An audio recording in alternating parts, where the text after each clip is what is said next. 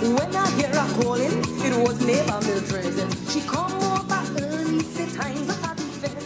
Please don't say I'm greedy, but I hate. Greetings to my loyal people from Takaronto, where I honor and live on the indigenous lands of the Huron-Wendat, the Haudenosaunee, the Cree, the Chippewa, the Anishinaabe, and the Mississaugas of the Credit.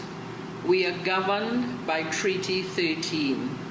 I am your royal queen of two-spirit, lesbian, gay, bisexual, transgender, queer, intersex, plus seniors and elders. Thank you to Taylor Mac, Buddies and Bad Times Theatre, and T.O. Live for officially bestowing this honor on me. I already knew I was a queen. I am a world majority, brown, Trini, Carib, Indo, Chinese, Callaloo, differently abled, queer, dyke, senior, 67 years young, and a community activist of 44 years. This is my trusty mobility device, Iris. I want you to know that two-spirit, queer, and trans seniors exist. We are not unicorns. Due to the COVID pandemic, we are at high risk, and we are dying, isolated, lonely, afraid, and invisible. I am asking you all today to contact your local, provincial, national, and international governments and ask them to acknowledge our existence. We need your help to improve and save our lives. We want only to be treated with kindness, caring, compassion, dignity, and respect. I am your royal Trini troublemaker. Let's work together, queer youth and queer tweens, to celebrate the amazing lives and resilience of two-spirit, trans, and queer seniors in 2021 and in the future. And to my queer young friends, one day, if you are lucky, you too will be a queer senior, fierce and tenacious like me. Join us at the Youth Elders Project at Buddies. Go forth and multiply. Our existence is our resistance. Just was gone by his mother and left she in a jam. Look, she belly and she ham. Neighbor, she piece of ham. Neighbor, oh, yo, yo, bring out the ham. Neighbor, ay, ay, ay, ay, bring out the ham. Neighbor, oi, oi, oi, bring out the ham. Neighbor, ay, ay, ay, ay, ay, bring out the ham.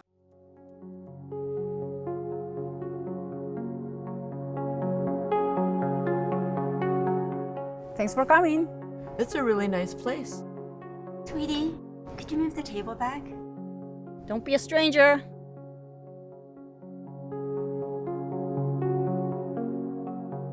Well, another one bites the dust. Well, they look good together. Remember when you were dating Kelly? Don't even. I thought you two would be good together. Vegan. So? What about you and those white dreads? You're too fucking political. You're the one who said that it's insensitive to go pick up at Take Back the Night. We all have our line. And anyway, I pulled out of that quick, right? She kept on saying she was an Indian princess in a previous life.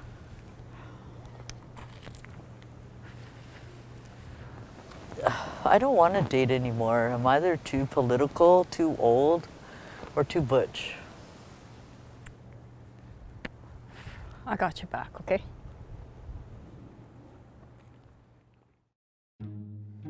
You have to choose women seeking women. And within how many miles? We have to go miles? Over broken glass and rusted nails. Jesus, that's the photograph you picked? How did you ever get a girl before? What the fuck? Yoga? Trust me, it's not a lie. It's an embellishment. You know, it tells people that you're self-aware. You take care of yourself.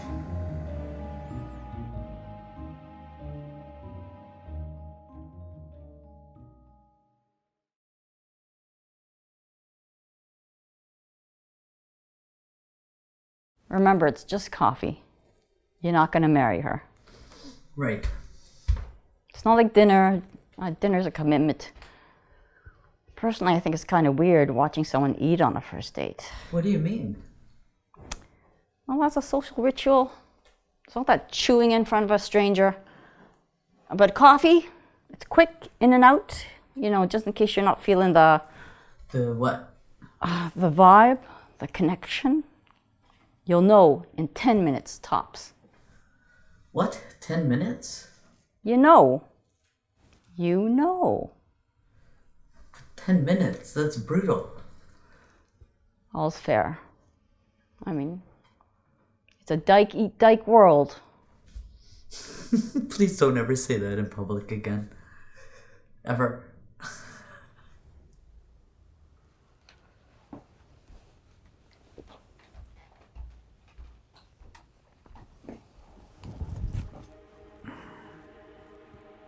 I don't want to talk about it. I fucking hate the world.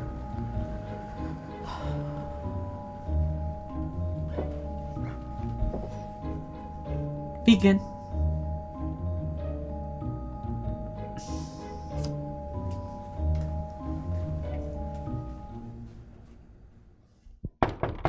Rumi!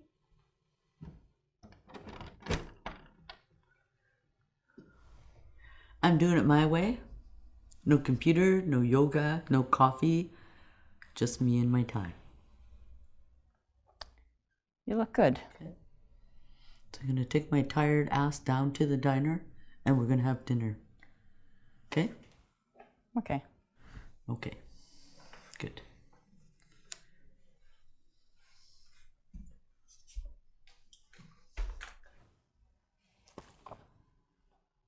Where the hell you been?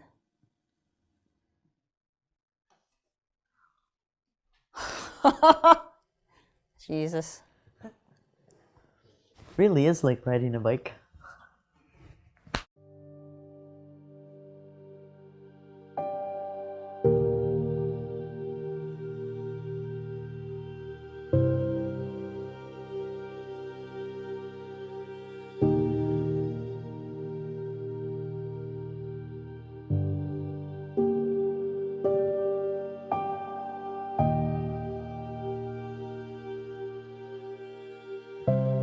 Hey, bud.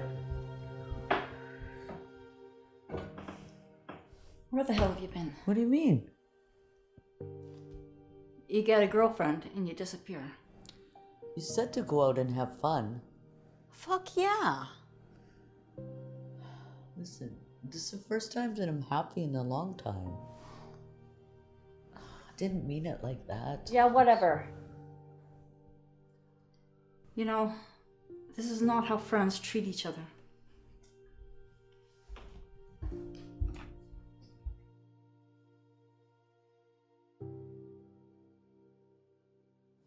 What am I supposed to do? It's like she's frozen in time. She's like a dinosaur. Dinosaurs are extinct. you know what I mean? I want to move in with Sarah. Like, don't get me wrong, we've been through a lot. But things change. Everything changes. That's the way life goes. So, how are you going to tell her? Is that okay? Sure, that's great. Well, that's it.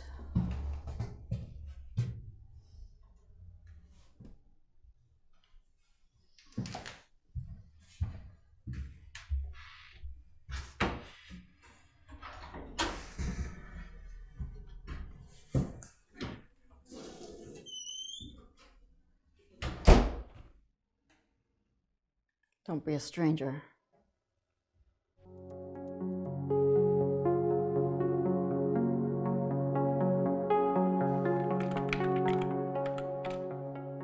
Women seeking women.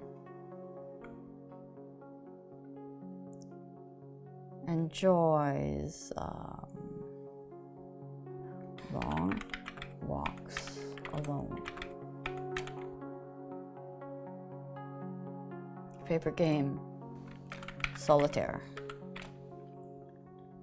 If you could bring one thing to a deserted island, what would it be?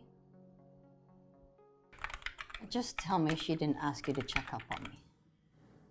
I just don't like it. You two not talking? You are like Tom and Jerry. Tom and Jerry were enemies. They're a cat and a mouse. They're fucking cartoons. Just come to the damn party. You're one to talk anyway, okay?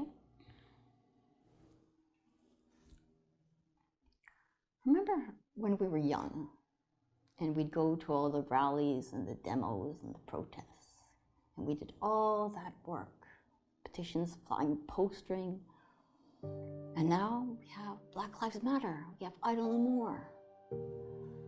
The thing is, we still have it. And December 6th rolls around every year. And it doesn't fucking matter, because we didn't change a damn thing. When I look back on my life, do you know what I think? I just think about the wasted time. Just wasted time. Just come to the damn party.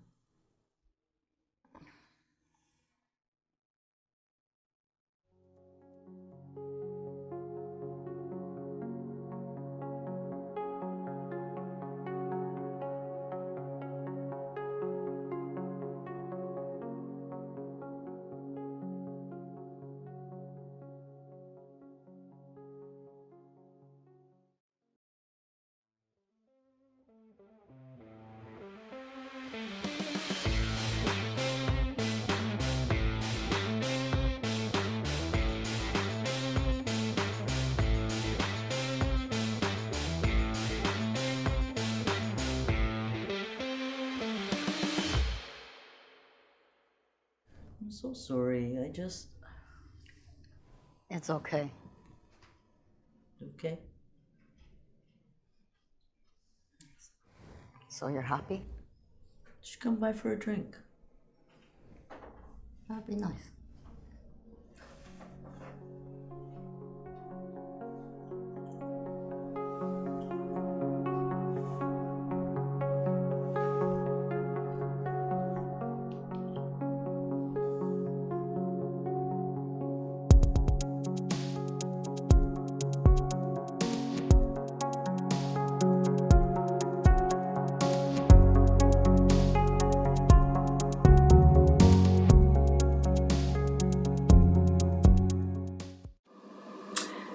Hi, thanks for having me. I am going to share with you today the story of Bartholomew.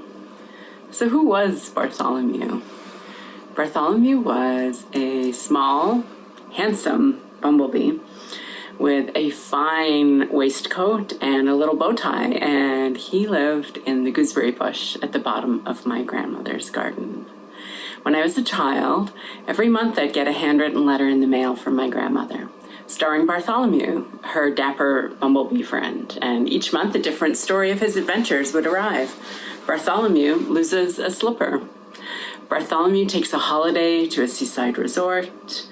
Bartholomew gets lost on the London Underground, and he is alone, and he's scared. And as a child, I was always hungry for stories, and as an adult, I'm still hungry. Stories nourish me, they teach me, they connect me, and when I see myself reflected in another's story, whether as a bisexual femme, as a mad person, as a survivor, I rejoice. So in that spirit, I'd like to share a story with you today. So it's late November, it's 1979, and it's dusk, and I want you to close your eyes for a moment and listen. Yeah, it's freezing rain and it's coming hard against my bedroom window. My favorite photo of David Bowie, which I tore from a neighbor's subscription copy of Cream magazine, hangs on the wall looking over my bed. And I'm chatting on the phone with Byrne, who lived with her parents on the big dairy farm down by the high school.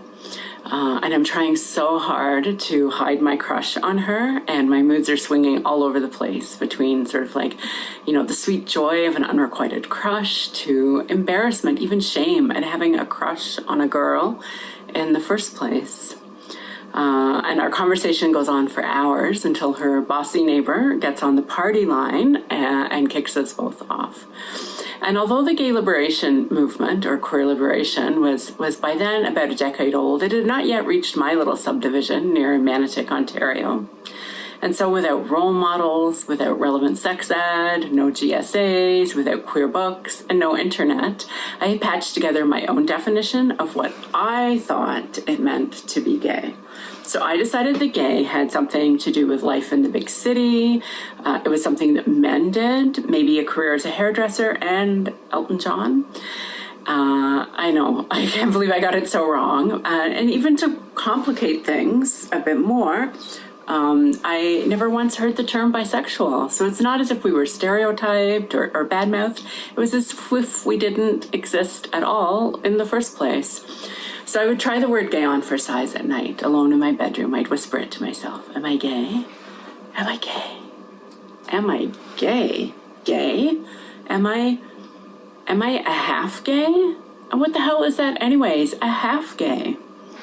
Am I, in my dad's words, a practicing homosexualist, a weird phrase that he picked up when in grad school in London in the 1950s. And I don't know why I was saying it out loud anyhow. There was no one to hear me. I had no queer stories, no queer best friend, no queer allies.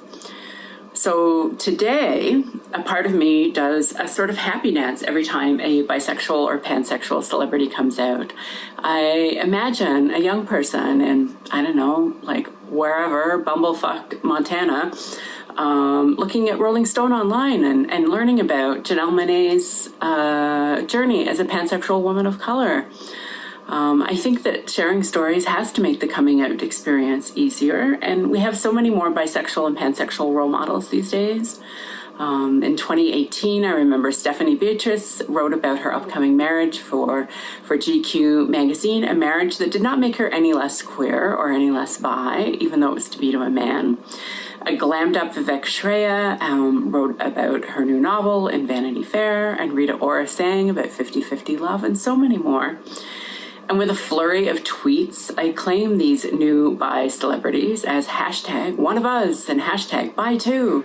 And I check in with a friend who names all of her baby spider plants after famous bisexuals. How is Vivek doing, I ask, in her new spot in full sun on top of the fridge? So I will always fight for bi visibility and for queer visibility because, for the most part, we queer children are still raised by wolves. And by wolves, of course, I mean straight people who do little or nothing to teach us about queer or bi culture, give us queer or bi history, or share with us any role models. Bi visibility matters because people are so afraid of fluidity that they'll continue to deny our existence and ask us to pick a side. And bi visibility matters to me because there's still places where, in addition to feeling really alone, it can be a dangerous thing to be out as bisexual. I remember in the mid-'80s at a consciousness raising circle at my local feminist drop-in center, I heard about a ward at a nearby psych hospital where parents could send their gay or bi children to be cured. And my new friend's mother worked as a nurse on the unit. She told us that ECT, shock therapy, was used as one of many treatments designed to turn a person back straight.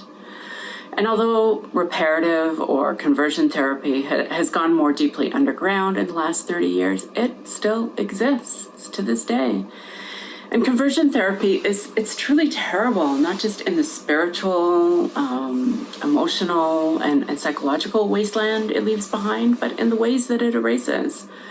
It's not lost on me that ECT erases a person's memory so that they awake afterwards, searching to recognize the faces of their friends and their family, searching for their own history, searching for their own stories, but they're gone. They're all gone. And I ache when I think about this. I ache because I remember what it was like to be erased. When I was 8, 9, and 10, these were really difficult and challenging years for me. I was lonely, I was shy, and I was frightened by my father's sudden moods and erratic outbursts. And I had no words to describe this sort of tsunami that swept through him and out into the house. No language to understand him, no stories to name what was happening, to nourish me or comfort me. No stories except for Bartholomew and his British adventures. When I was 9, the summer seemed to drag on forever. Most mornings I'd meet up with my neighbor, Dawn, and her little sister to draw horses for our scrapbook, for our horse club, of which I was president and Dawn was vice president. And then we'd walk up to the highway with the last of the wrinkled apples from the previous fall's harvest, in the hopes we'd find an old, lonely horse who might want to hang out and eat the apples. But the afternoons were mine alone, and time just stretched. And every afternoon, without fail, I'd go to the garage and to my hiding place at the back of the garage. It was so hot outside that summer, but it was really cool in the garage. And in my pocket was the glue from the previous year's Christmas present of a model airplane kit and a bag. And not knowing how to stop myself or even really wanting to stop myself, my hands shaking, I'd put some glue in the bag, I'd bring it up to my face, and I'd breathe in deeply. And then as the glue overcame me, I would fall backwards, dreaming, holding my grandmother's letters in my hands. Sometimes we erase ourselves. Sometimes it's done to us.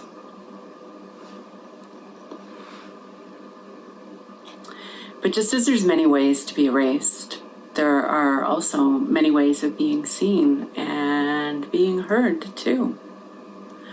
Words, letters, stories, love can all bring us back, centering and grounding us for a moment in our own journey. So today at 55 and a half, I celebrate my queer self. I celebrate my queer community, and I celebrate our shared stories of resistance and survival and joy and pleasure. Sometimes our stories can be shared freely. They're juicy and they're breathless and they're messy, just like love. Sometimes they need to be shared cautiously and with care, in which we honor and hold space for that which is sometimes ugly or broken or just complicated. Sometimes our stories will reflect a deep and persistent grief, but sometimes they want to and will take flight, like my dear friend Bartholomew, my grandmother's magical and dapper bumblebee, who woke up one day in London and he said, you know what, just fuck this. And he packed his suitcase and he flew first class from Heathrow to JFK in search of his best queer